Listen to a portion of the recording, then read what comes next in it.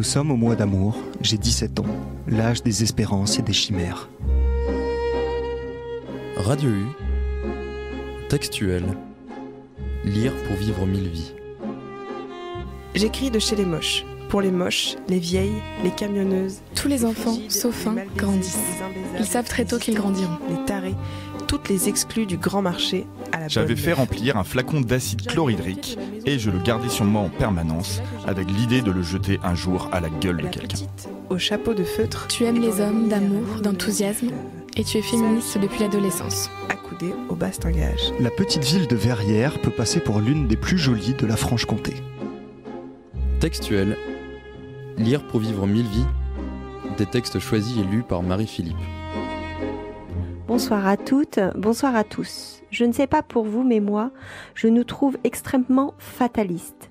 Le monde va mal, la planète est malade, nos sociétés vont mal, mais la question qui nous obsède, c'est « y a quoi à la télé ce soir ?»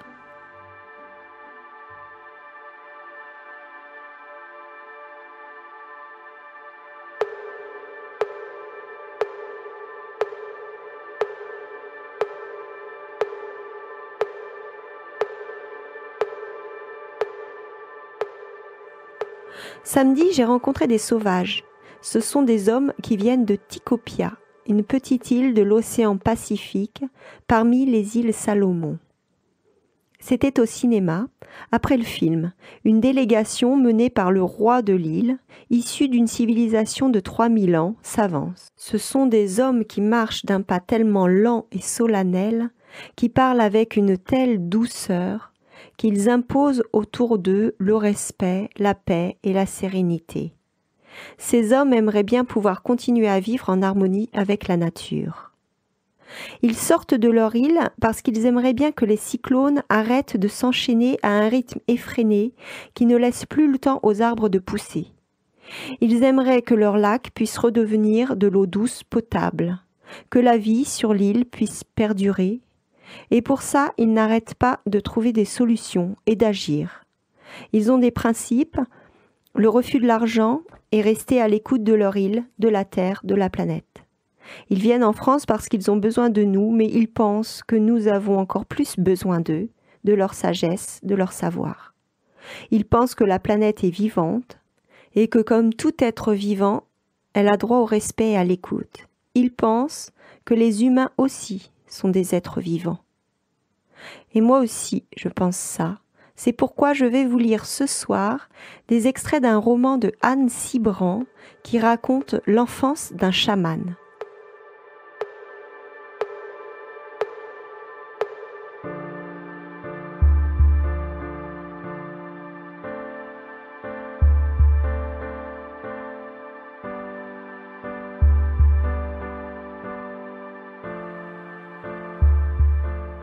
Nous partons pour des journées entières dans ce qui me semble être une course ardente et épuisante, toute ponctuée de rencontres et d'énigmes.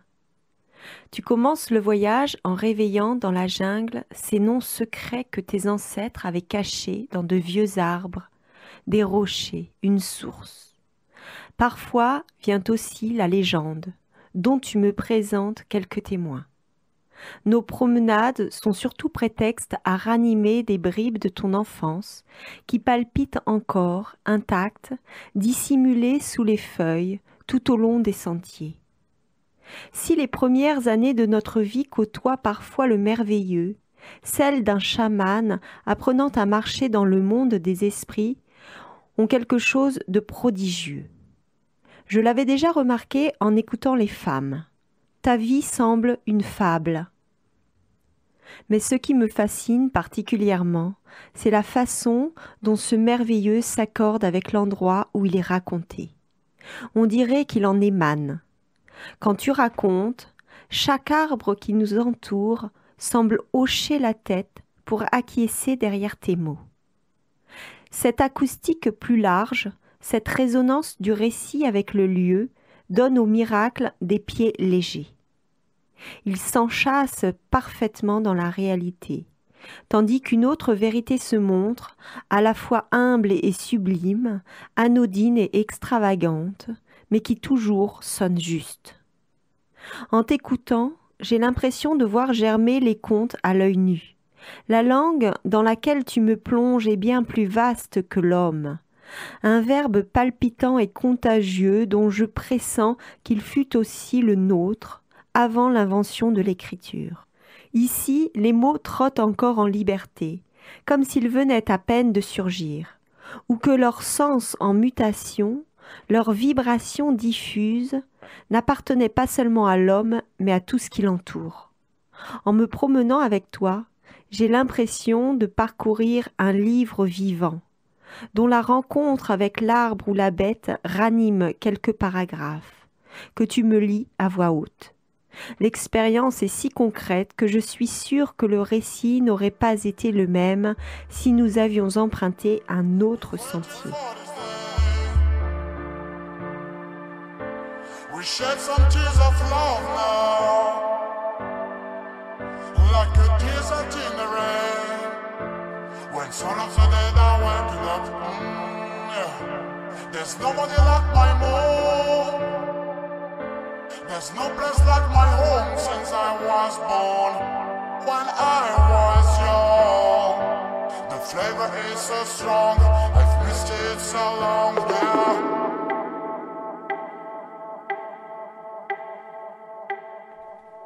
On peut dire d'un homme qu'il est doué pour la forêt.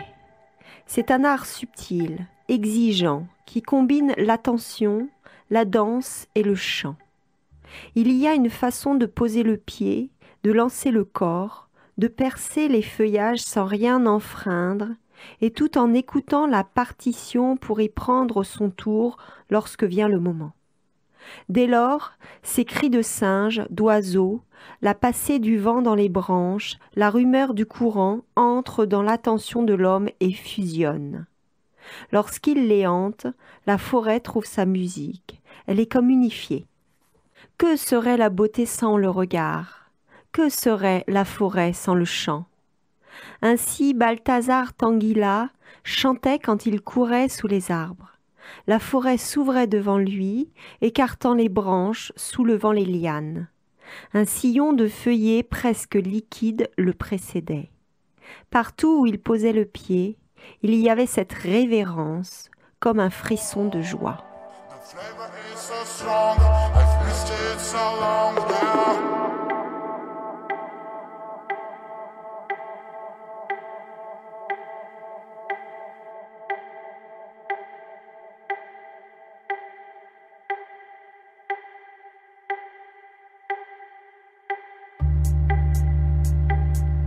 Comme chaque fois qu'il se trouvait dans une situation difficile, il grimpa en haut de cette colline où vous allez vous autres pour poser les questions. « Pourquoi la forêt m'a-t-elle voulu » cria-t-il avant de s'asseoir. Puis il cessa de boire et de manger. Des semaines, il resta sur sa pierre, grillé par le soleil, battu par la pluie, gouttelant sous la brume glacée des nuits de jungle. Après quelques jours, une mousse fine vint sur sa peau et toutes sortes de fougères poussèrent dans ses cheveux. Comme il perdait son odeur d'homme, des petites bêtes avaient pris l'habitude de venir aux heures chaudes chercher un peu d'ombre sous ses cuisses, au-dessous de ses bras. À présent, il campait entre deux souffles. Il ne lui restait plus qu'un fin filet de vie. Son cœur battait avec la lenteur d'un cœur d'arbre. Mais il sentait sous ses pieds la pulsation de la forêt. Il entendait couler chaque chose. Le crissement de l'insecte, le chant de l'oiseau, le pas de l'animal vibraient aussi en lui.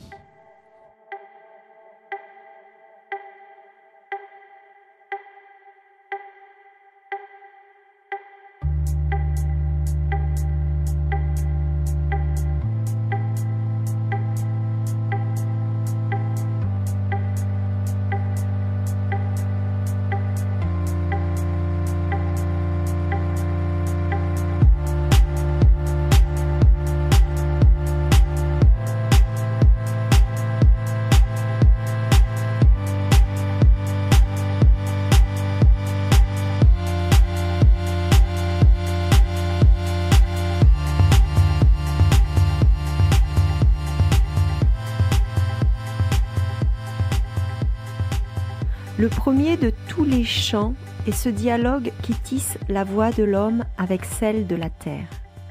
Il contient à la fois l'élan et la réponse, la joie de la promesse et le monde en écho. Ce corridor entre deux vies s'appelle aussi le chant des limbes. Il s'ouvre à l'aube, ce chant infime, sur la marche vertigineuse du plateau qui s'interrompt au-dessus des grands arbres. Les lianes s'y jettent, y dégringolent comme des ruisseaux. C'est la frontière de ton pays, une paroi ocre, percée de niches de perroquets, pétrie par la main noire des grands singes. Falaise hurlante, basculée jusqu'à l'horizon sous l'écume éclatée des feuillages, dans une mer verte où trempe une montagne, plantée si haut dans le ciel qu'on n'aperçoit sa neige qu'aux instants d'exception. Pays hérissé de collines, sentiers de crêtes éreintants avec, au moindre prétexte, le souffle d'une cascade, la dévalée d'une source, le regard mauve d'une lagune, retenue en haut d'un mont. Tandis qu'au couchant, à l'autre bout de ton pays, on distingue les méandres bruns et roussâtres du grand fleuve Amazone. Plongé de la falaise, c'est entrer d'abord dans cette tiédeur saturée de parfums, l'haleine de la forêt. Il y a toujours cette expiration un peu tiède qui flotte au-dessus des arbres et qui se montre parfois dans une brume effilochée. Mais, perçant le rideau des feuilles, la lumière s'interrompt, l'air s'épaissit, les odeurs viennent cogner lourdement et repartent. La terre luit faiblement comme un ciel renversé. Et partout cette musique, tendue entre les branches, dans les fils de lumière et dans les gorges d'ombre, cette vibration portée de gueule en gueule, amplifiée au froissement d'un élytre, d'un cri rauque, d'un roulement dans le cou d'un oiseau. À chaque instant, la forêt est épaisse de ce qu'elle s'apprête à dire, ou bien de ce qu'elle tait. Tout parle, sous les mousses, au coude d'un vieil arbre. Même le parfum au ventre de la fleur est un mot prononcé. Cette acoustique singulière, cette luisance mystérieuse sur le dos des rochers n'existe pas partout avec la même intensité dans la forêt, mais seulement dans certains endroits où l'homme n'aura plus le droit de pénétrer par la suite. Ce sont les portes, ces passerelles entre les mondes où habitent les esprits.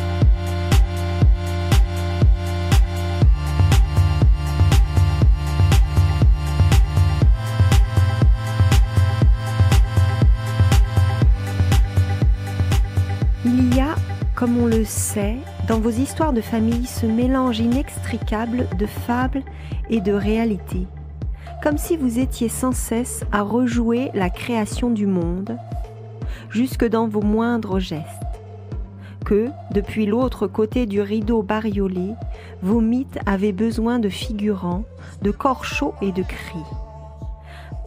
Ainsi on raconte que cette nuit-là, la nuit d'après la rivière donc, tandis que Sisa se reposait, quelqu'un s'approcha, qui se pencha sur elle, puis vint se serrer sur chacune de ses courbes, depuis le bout de ses pieds jusqu'au creux de son épaule.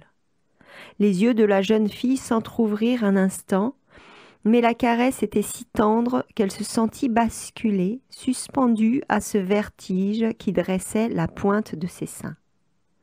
À son réveil, Sisa découvrit au creux de sa main un collier de plumes multicolores, tissé avec tant de finesse qu'elle le dissimula sous sa natte aussitôt.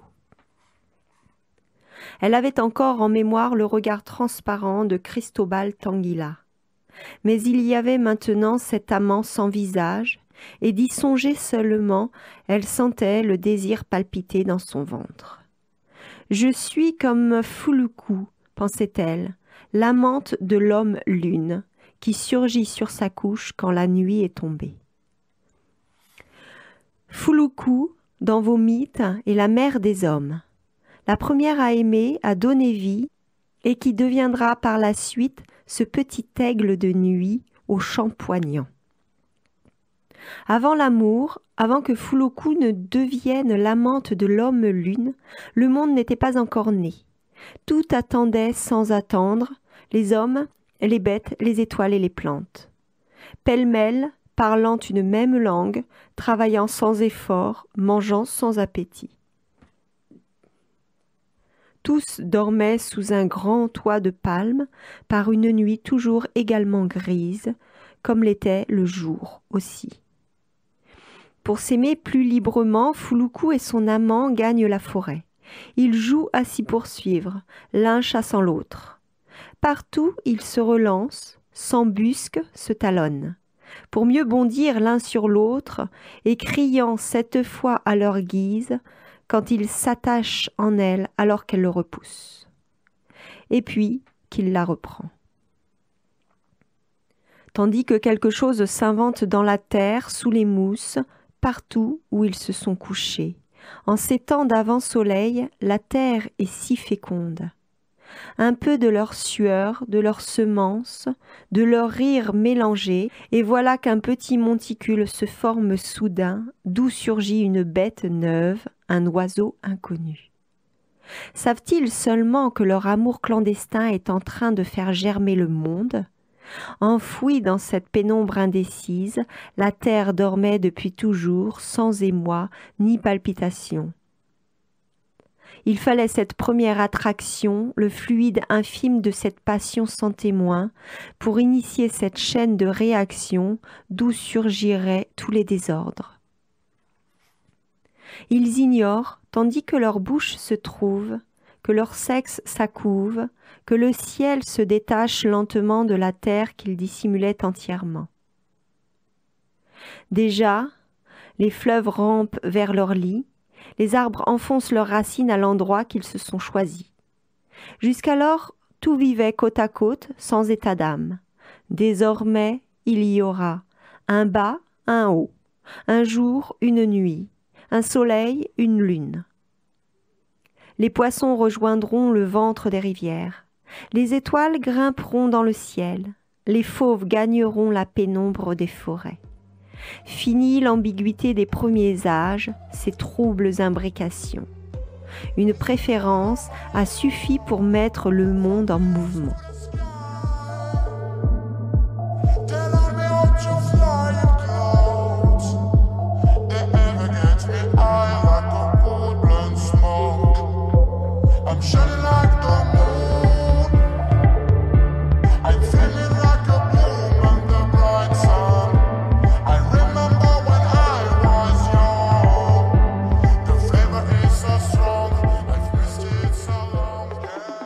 Je vous ai lu des extraits de Enfance d'un chaman de Anne Cibran, publié chez Gallimard en 2017.